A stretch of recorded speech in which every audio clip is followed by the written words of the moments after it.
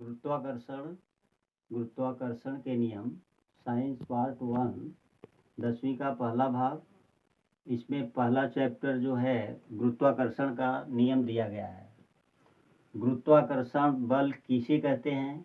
जब दो पिंड यूनिवर्स के यानी ब्रह्मांड के किन्हीं भी दो पिंडों के बीच लगने वाला आकर्षण बल को ही गुरुत्वाकर्षण बल कहते हैं। इस बल पर ही विश्व का जो स्थिति है इसी पर डिपेंड करता है। तो गुरुत्वाकर्षण के बारे में न्यूटन ने पेड़ के नीचे सेब के पेड़ के नीचे बैठ करके देखा कि सेब जब उसकी डाली से गिरता है तो सीधा जो है 90 डिग्री पर लंबवत गिरता है। तो न्यूटन ने सोचा कि यह सेब पृथ्वी के पैरेलल क्यों नहीं जाता या ऊपर क्यों नहीं जाता, सीधे जो है नीचे क्यों गिरता है। उन्होंने इस आधार पर अपने तार्किक बुद्धि के आधार पर सोचा और गुरुत्वाकर्षण का नियम दिया। तो गुरुत्वाकर्षण का नियम ये है कि किन्हीं भी दो पिंडों के बीच लगने वाले आकर्षण बल को ही गुरुत्वाकर्षण बल कहते हैं। जैसे माना कि m1 और m2 द्रव्यमान के दो पिंड हैं। इनके बीच की दूरी जो है d है, तो इनके बीच लगने वाला जो बल होगा दोनों द्रव्यमानों के गुणनफल के समानुपाती होगा और उनके बीच की दूरी के वर्ग के व्युत्क्रमानुपाती होता है। इस तरह से न्यूटन ने गुरुत्वाकर्षण का सिद्धांत बताया। इस आधार पर आगे हम स्टडी करने वाले हैं कि न्यूटन का गुरुत्वाकर्षण सिद्धांत क्या है। इसके पहले थोड़ा सा जानेंगे कि अभिकेंद्रीय बल किसे कहते हैं। अभिकेंद्रीय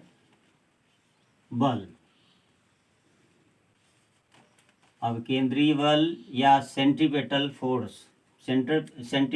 फोर्सेस क्या होते हैं? सेंट्रीपेटल फोर्स अभिकेंद्रीय बल। जब किसी पिंड या वस्तु को हम वृत्ताकार मार्ग में घुमाते हैं, मान लीजिए कोई पिंड है, इसको लेकर के इस तरह से वृत्ताकार मार्ग में जो है घुमाते हैं, तो इस पर केंद्र की तरफ एक बल लगता है। इसे ही अभिकेंद्रीय बल कहते हैं। अभिकेंद्रीय बल के कारण ही कोई भी पिंड केंद्र के चारों ओर जो है चक्कर लगाता रहता है। यदि अभिकेंद्रीय बल, मान लीजिए हम जिस पिंड को रस्सी से बांध करके जो है केंद्र की तरफ बल लगा के खींचते हैं, अगर छोड़ दिया जाए या काट दिया जाए तो यह अपनी वेग की दिशा में जो होता है चला जाता है। तो अभिकेंद्रीय बल ऐसा बल है जो किसी पिंड या वस्तु को अपनी केंद्र की तरफ जो है खींचता है। अभिकेंद्रीय बल, सेंट्रीपेटल फोर्सेस, ये सब जो है दिया गया। इसके बाद कैप्लर ने ग्रहों, नक्षत्रों, इन सब के बारे में जो है स्टडी किया। उन्होंने बताया कि विश्व में, यूनिवर्स में, प्रकृति में पाए जाने वाले जो पिंड होते हैं ये अपनी कक्षाओं में घूमते रहते हैं। और घूमने से तात्पर्य ये है कि ये जो पिंड घूमते हैं अपनी ही कक्षा में घूमते हैं। उदाहरण के लिए मान लीजिए पिंड घूम रहा है तो अपनी कक्षा में ये घूमता है, किसी एक दूसरे पिंड के परिपेक्ष दशा में ये घूमेगा। तो इस तरह से अभिकेंद्रीय बल और कैप्लर के नियम के बारे में जो है हम बता सकते हैं। कैप्लर ने कुछ नियम बताए। उन्होंने बताया कि ग्रह किस आधार पर किस तरह से जो है घूमता है और उसके क्या नियम हैं, इसके बारे में जो है बताने वाले हैं। कैप्लर के नियम।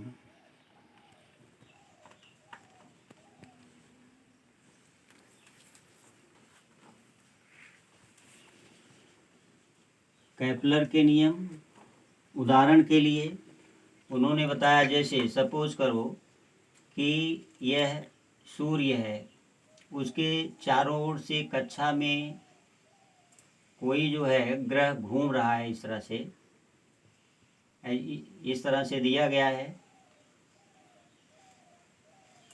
S, A, B, C, D, E, F, इस तरह से सूर्य है, इसके चारों तरफ कोई ग्रह जो है चक्कर कर रहा है। तो इसके बारे में उन्होंने जो है कुछ नियम बनाए।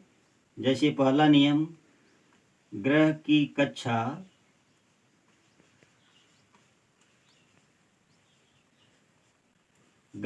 कक्षा दीर्घ वृत्ताकार होती है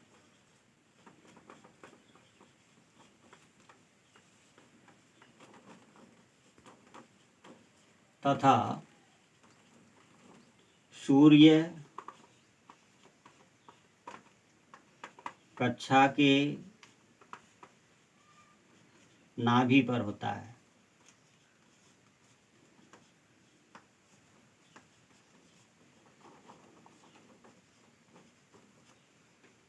केपलर का दूसरा नियम, सूर्य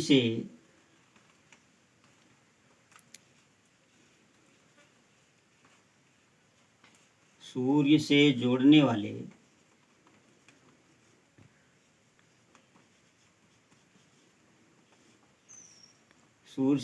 वाली रेखा समान समय में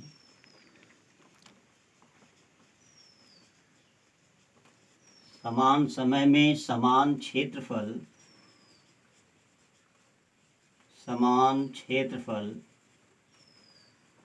व्याप्त करता है।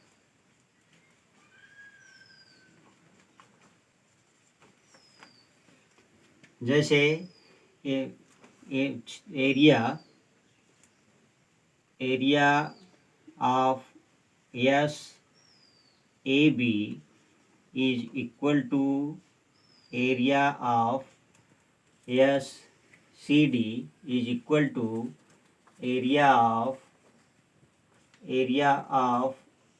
एस ई एफ के बराबर होगा। सूर्य से जोड़ने वाली रेखा समान समय में समान क्षेत्रफल व्याप्त करती है। ये मान लीजिए सेंटर में जो है सूर्य है, सूर्य से जोड़ने वाली रेखा एक निश्चित समय में वह जो इसका क्षेत्रफल होगा इसके चारों ओर घूमने वाले पिंड का समान क्षेत्रफल होगा। Area of S A B is equal to area of S C D is equal to area of S E F. यानी सूर्य से जुड़ने वाली रेखा समान समय में समान क्षेत्रफल व्याप्त करता है। तीसरा, सूर्य की परिक्रमा करने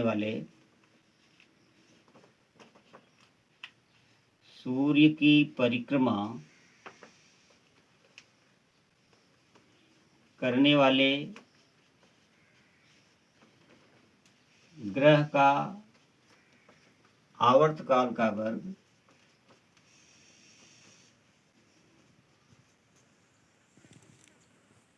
आवर्तकाल T का वर्ग, सूर्य की परिक्रमा करने वाले ग्रह का आवर्तकाल का वर्ग उनसे जोड़ने वाले रेखा के तृतीय घात के समानुपाती होता है।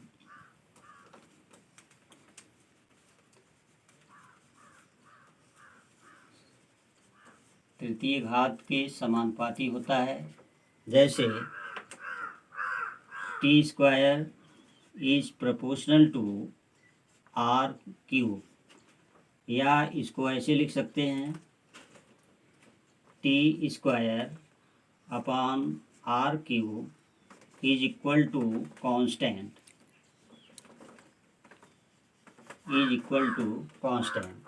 इसको फिर से देखेंगे। इम्पॉर्टेंट है केपलर का नियम। केपलर का नियम पहला है, ग्रह की कक्षा दीर्घवृत्ताकार होती है तथा सूर्य कक्षा के नाभि पर होता है।